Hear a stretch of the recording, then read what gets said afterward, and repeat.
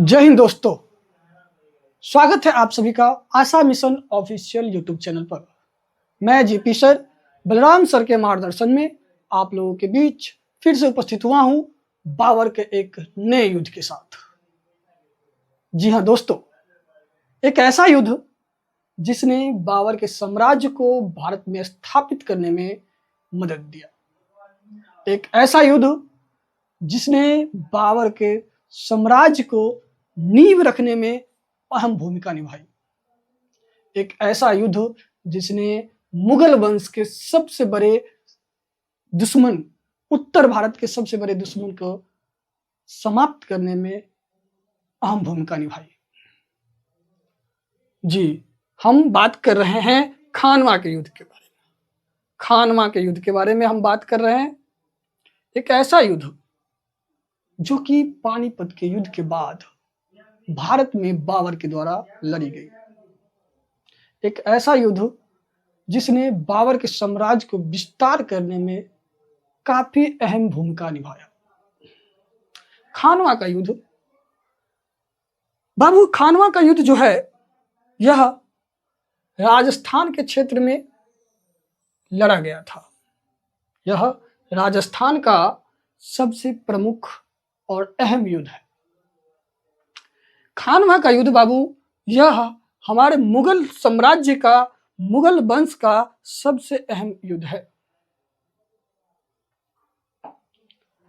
हम खानवा के युद्ध के बारे में चर्चा करते हैं और जानते हैं। आइए बढ़िया से विश्लेषण करते हैं इसका। आज हम खानवा के युद्ध के बारे में अच्छा सा आसान भाषाओं में आप लोगों के बीच विश्लेषण करते हैं। जब बाबर ने पानीपत का युद्ध लड़ा 1526 में और युद्ध में विजय प्राप्त किया, तब वह दिल्ली के गद्दी पर अपना अधिकार कर पाया। अधिकार करने के बाद बाबर ने यह घोषणा किया कि हम अब काबुल वापस नहीं जाएंगे। जैसा कि आप लोग जानते हैं, बाबर को आमंत्रित करने वाला जितना भी शासक था,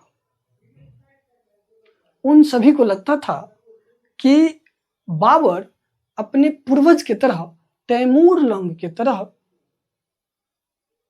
भारत में आएगा, भारत को लूटेगा, वापस काबुल और अपने क्षेत्र में चला जाएगा। लेकिन ऐसा हो न सका। बाबर, जो कि पहले से ही एक नए क्षेत्र का तलाश कर रहा था, एक ऐसे राज्य का तलाश कर रहा था जहां आमदनी का स्रोत अच्छा खासा हो, जहां उपजा अच्छा खासा हो। बाबर पहले से ही वैसे क्षेत्र के लिए प्रयास में था और भारत के राजाओं ने कुछ चंद लोभ के कारण, भारत के राजाओं ने बाबर को भारत में आने का निमंत्रण दे दिया। वो इस बात से अनजान थे कि बाबर भारत में रुकने वाला है। इस बात का आभास उनको नहीं हो पाया था, उन राजाओं को। बाबर जब पानीपत का युद्ध जीता, तब उसने यह घोषणा करवाया कि अब हम भारत में ही रहेंगे और भारत में एक नए वंश का नींव रखा, मुगल वंश का। मुगल वंश का नींव रखा।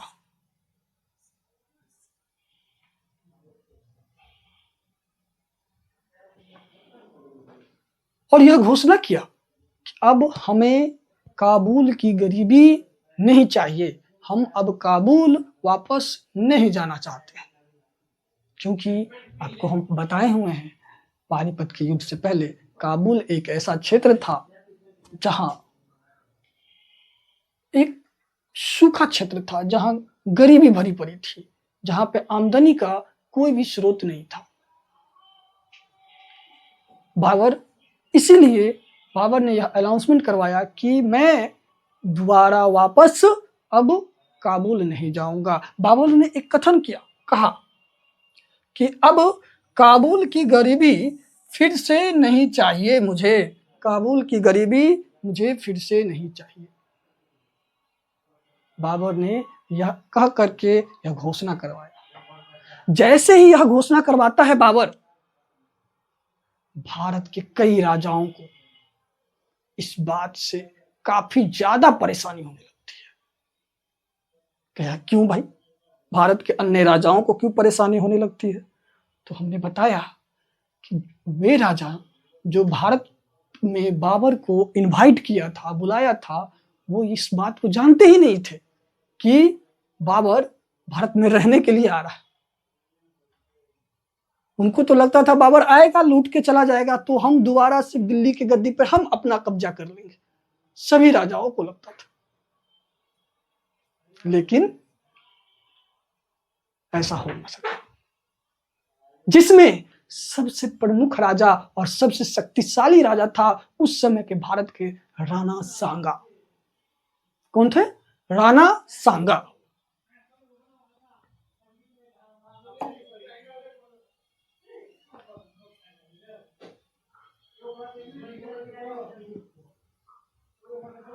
राणा सांगा कौन था? राणा सांगा मेवाड़ का शासक, मेवाड़ का शासक राणा सांगा। मेवाड़ जो कि राजस्थान में पड़ता है, वहां का शासक था राणा सांगा। वही राणा सांगा जिसने बाबर को भारत में आने का आमंत्रण दिया था। वही राणा सांगा जिसने बाबर को यह वचन दिया था कि आप दिल्ली सल्तनत पर पश्चिम की ओर से आक्रमण कीजिए और हम दक्षिण की ओर से करेंगे। यानी कि आप दिल्ली पर आक्रमण कीजिए और हम आगरा पर आक्रमण करेंगे।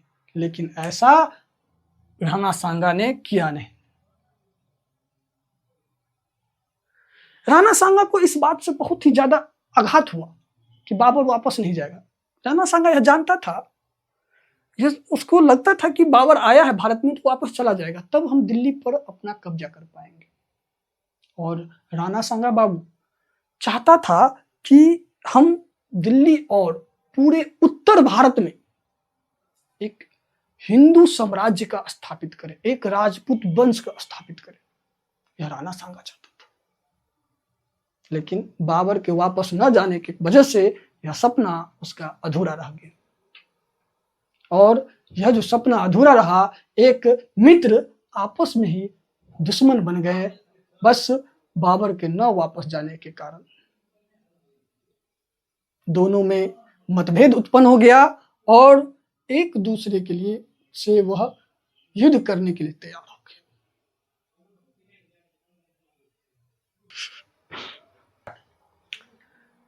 राणा सांगा जो था बाबू, वह बाबर के साथ एक ऐसा समझौता किया था, लेकिन वह समझौता पर उतर ना सका, जिस वजह से बाबर उससे खफा रहा। बात आती है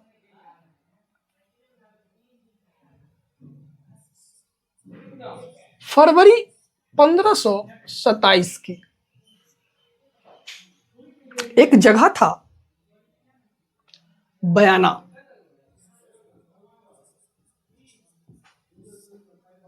ये जगह बाबू बयाना जो है खानवा से थोड़ी ही दूरी पर, खानवा से थोड़ी दूरी पर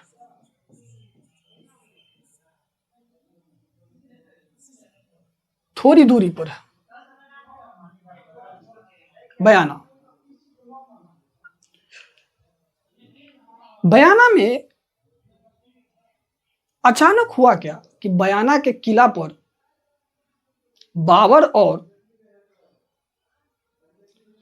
राणा सांगा की राजपूत सेना आमने सामने भिड़ गई।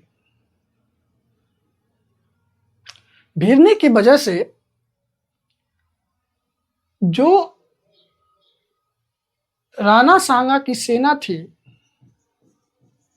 राजपूत सेना, और बाबर की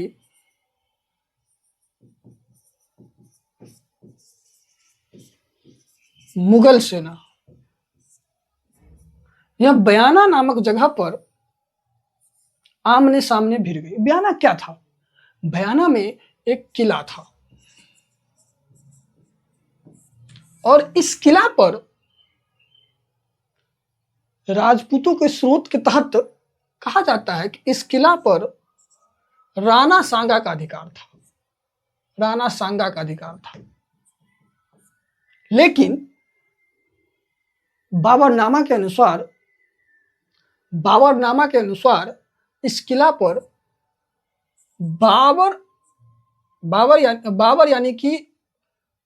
बाबर यानी कि दिल्ली सल्तनत जो बाबर से पहले थी, दिल्ली सल्तनत जो बाबर से पहली थी, उसका अधिकार था। इस बयाना के किला के बारे में कहा जाता है, जिस वजह से युद्ध की चिंगारी जो है बाबू बयाना से लगी। बयाना से युद्ध की चिंगारी लगी, और इस चिंगारी में मुगल का जो सेना था, मुगल यानी कि बाबर का जो सेना था, वो हार गया, पूरी तरह से हार गया, बहुत बुरी तरह से हार गया, बहुत बुरी तरह से हार गया, जिस वजह से बाबर की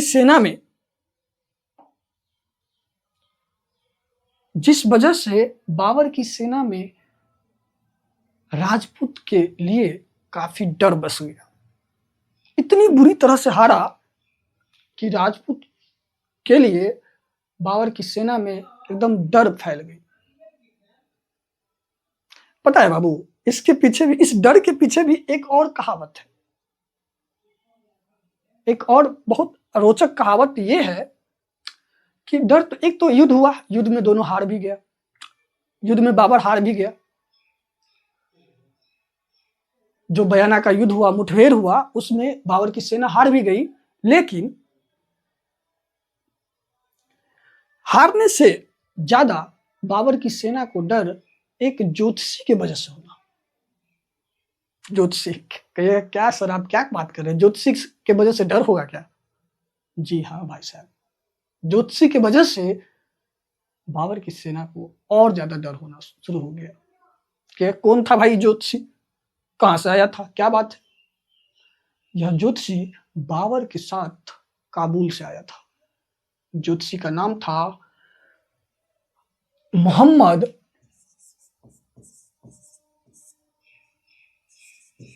शरीफ।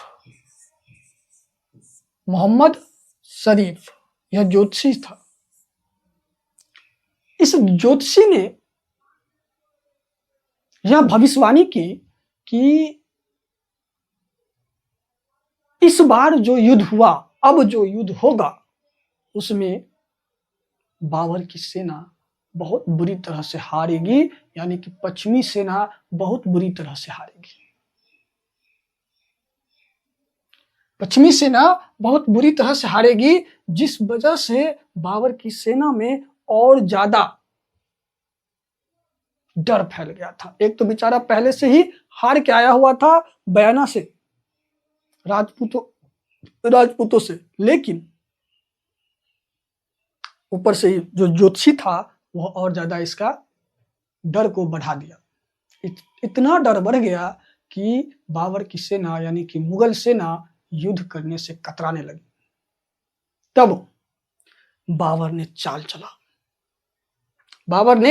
चाल चला और अपने सेना का मनोबल बढ़ाने के लिए बाबर ने एक नारा दिया, जिसे कहा जिहाद। नारा दिया क्या? जिहाद। क्या होता है जिहाद? क्या मतलब है जिहाद का? अक्सर आप लोग अपने आसपास में सुनते होंगे, जिहाद जिहाद। कोई सा भी मूवी देखिए, इसमें जिसमें खासकर भारत और पाकिस्तान का जिक्र किया गया हो, वहां पे जिहाद का नाम सुनने को मिलेगा। क्या होता है जिहाद? जिहाद का मतलब होता है बाबू एक धर्म युद्ध। धर्म युद्ध क्या होता है? एक धर्म युद्ध। और एक धर्म युद्ध यानी कि बाबर ने अपनी सेना को मनोबल बढ़ाने के लिए इस युद्ध को एक धर्म युद्ध में परिवर्तन कर दिया। बाबर ने कहा कि अगर आप इस युद्ध से पीछे हटते हैं तो आप मरे हुए हैं ही और मर जाइएगा, और अगर इस युद्ध में आप शहीद हो जाते हैं और इस युद्ध में मारे जाते हैं तो आपको जन्नत मिलेगा। जन्नत मिलेगा। अपनी सेना का मनोबल बढ़ाने के लिए बाबर ने यह नारा दिया जिहाद का। और साथ में बाबर ने यह भी कसम खाया और अपने सभी सैनिकों से खिलवाया कि हम आज के बाद मदिरा सेवन नहीं करेंगे। मदिरा यानी कि शराब सेवन नहीं करेंगे।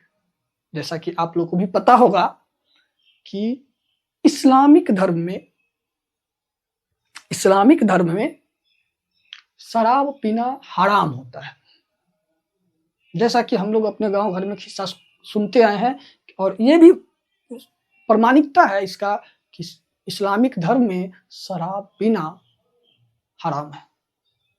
इसलिए बाबर ने अपने सैनिकों का काफी ज्यादा मनोबल बढ़ाने के लिए सेना के अंदर जिहाद और शराब न पीने का वचन दिया। कहा कि हम इस युद्ध में शराब न पिएंगे और आज के बाद कभी शराब नहीं पिएंगे, और हम जो यह युद्ध करने जा रहे हैं वह अपने धर्म को बचाने के लिए युद्ध करने जा रहे हैं। यह बात बाबर ने अपने सेना का मनोबल बढ़ाने के लिए कहा। वहीं दूसरी तरफ यानी कि एक तरफ तो बाबर अपने सेना को, एक सेकंड रुकिए, इसको क्लीन करते हैं।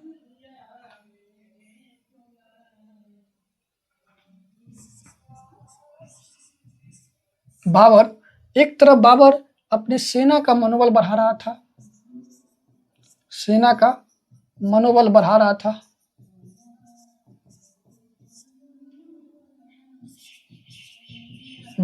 था, वहीं दूसरी तरफ जो राणा सांगा था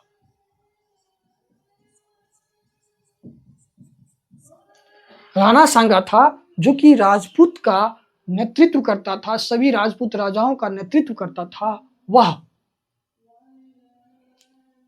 बाबर से युद्ध करने के लिए अपना एक गुट बना रहा था।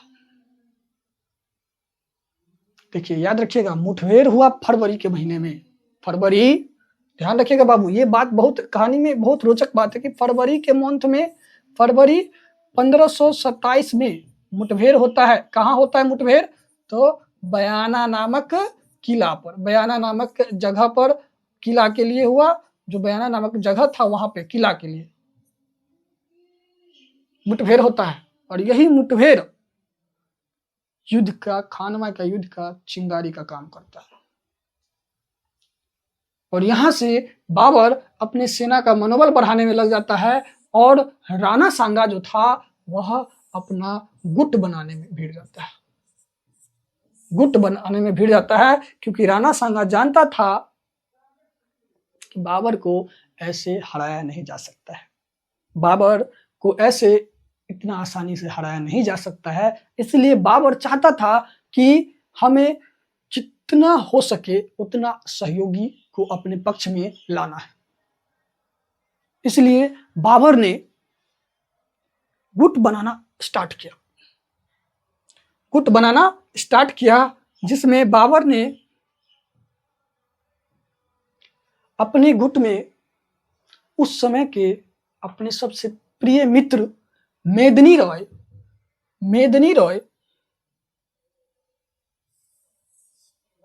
जो कि चंदेरी का शासक था, चंदेरी का शासक था मेदिनी रॉय। सबसे पहले उस गुट में अपने मित्र को शामिल किया, चंदेरी के शासक मेदिनी रॉय को।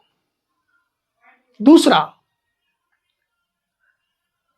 महमूद लोदी को। ये कौन था महमूद लोदी? महमूद लोदी इब्राहिम लोदी का भाई था। वही इब्राहिम लोदी जिसको बाबर ने पानीपत के युद्ध में हराया था। और महमूद लोदी दिल्ली छोड़ करके भाग गया था, भाग के चला आया बिहार की तरफ। लेकिन वह बाबर को भारत से भगाना चाहता था। यह इब्राहिम लोदी के मरने के बाद अफगानों का नेतृत्व करता था। महमूद लोदी अफगानों का नेतृत्व करता था और बाबर के खुद। उसके बाद तीसरा व्यक्ति आता है आलम खां लोदी। ये भी अफगानी ही था। वही आलम खां लोदी, ध्यान कीजिएगा, ध्यान रखिएगा, बताए भी हुए हैं और ध्यान भी रखिएगा। आलम खां लोदी कौन था भाई? कौन था? वही आलम खां लोदी जिसने बाबर को भारत में आने का इनविटेशन दिया था। इब्राहिम लोदी का चाचा, इब्राहिम लोदी का चाचा। राणा सांगा ने इन सभी का गुट बनाया और इन सभी का गुट बनाने के बाद राणा सांगा युद्ध के लिए तैयार हो गया। उधर बाबर की सेना भी युद्ध के लिए तैयार थी।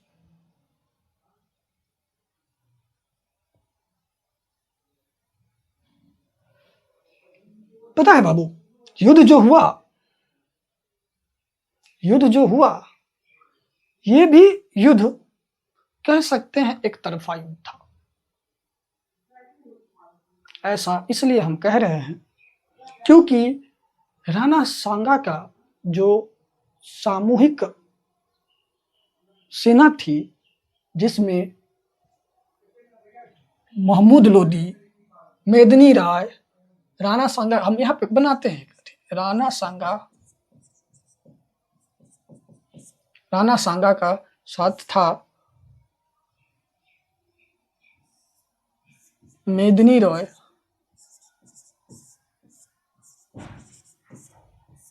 महमूद लोदी,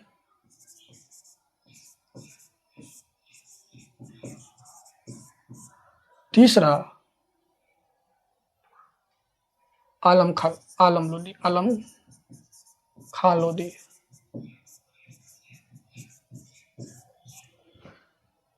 इन तीनों की संयुक्त सेना और वर्सेस यानी कि बनाम बाबर की सेना दोनों आमने सामने आती है।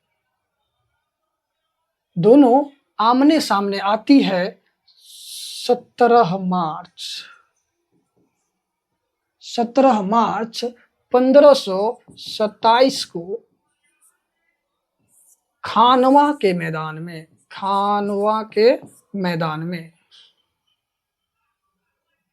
आमने सामने आती है। क्या खानवा का मैदान क्या भी क्यों?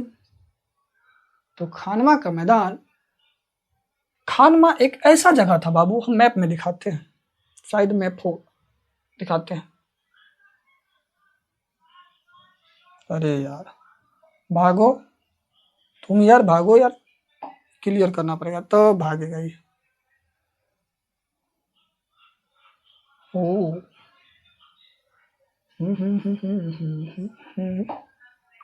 आ गया मैप, देखिए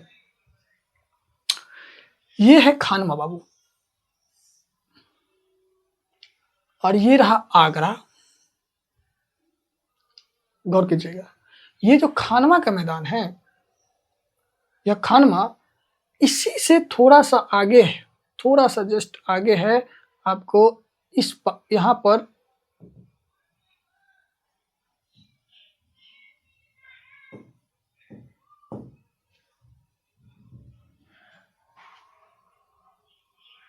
इस जगह पर मिलेगा आपको मेवाड़। यानी कि दोनों जो सेना थी इस खानवा के मैदान के आसपास आके मिली। कब? 17 मार्च 1527 को खानवा के मैदान में। और जब दोनों सेना आमने सामने आई तो बाबर की सेना में मात्र 80,000 सिपाही थे, जिसमें तोप, गोले बारूद और कई आर्टिलरी थी। आर्टिलरी कहने का मतलब बंदूकें और गोले बारूद। लेकिन जो राणा सांगा का सेना था उसके पास वही पुराने हथियार, तलवार, भाले और हाथी, घोड़े। लेकिन इसका सेना अधिक था। लगभग में राणा सांगा का जो सेना था बाबू, राणा सांगा का सेना 1 लाख के आसपास था। वहीं बाबर का सेना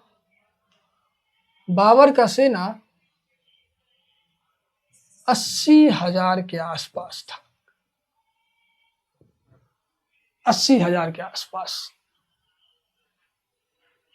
लेकिन जब युद्ध स्टार्ट हुआ 17 मार्च 1527 को, तब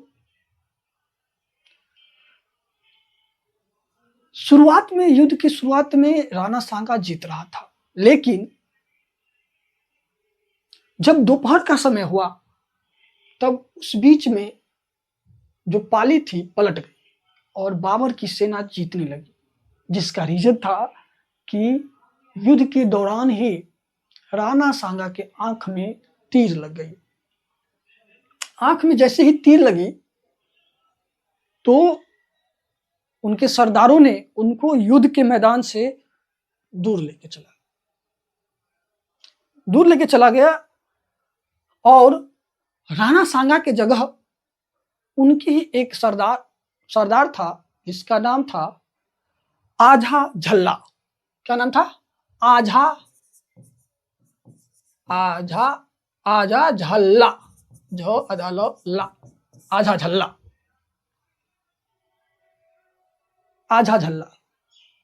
इसको जो है राणा सांगा का पोशाक पहना करके, मुकुट पहना करके राणा सांगा के हाथी पर बैठा दिया गया, ताकि सेना में अफवाह न फैले कि राजा युद्ध में नहीं है।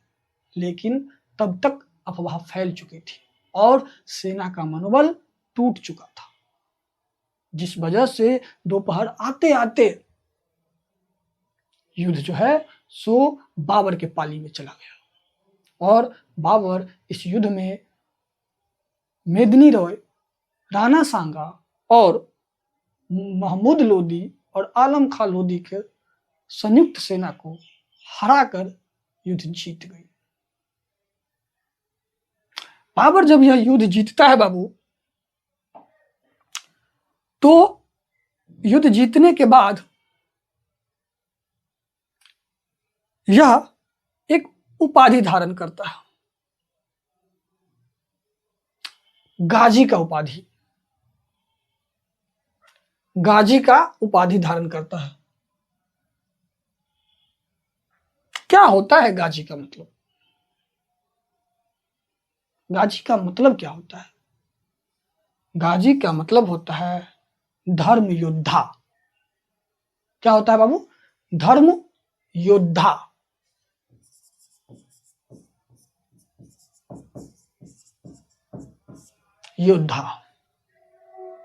हमने बताया इससे पहले कि उसने जो जिहाद का नारा दिया था, उस जिहाद का मतलब होता है धर्म युद्ध, और गाजी का मतलब होता है धर्म योद्धा।